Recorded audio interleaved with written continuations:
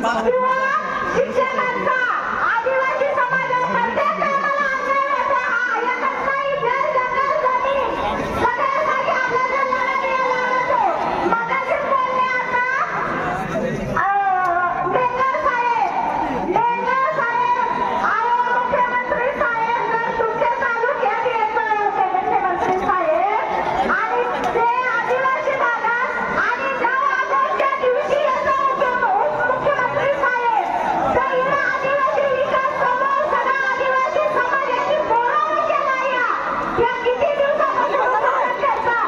त्यांना जर इकडे घेऊन आला असतं तर खूप चांगलं झालं असतं. त्यांनी स्वतःच्या डोळ्यांनी पाहिलं असतं ना. आणि जर जंगल जमीन आमचा हा लढा आहे.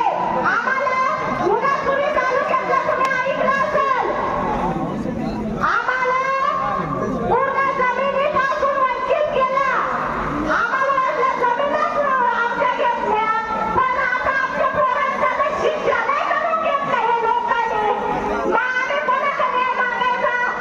आयुक्त मॅडमचं म्हणावं इतके दिवस झाले एवढं काम नका लावू तुम्ही आमच्या माता आहेत इकडे या आमचा एकही आदिवासी समाजाचा तुम्हाला कुणी धक्का लावणार नाही.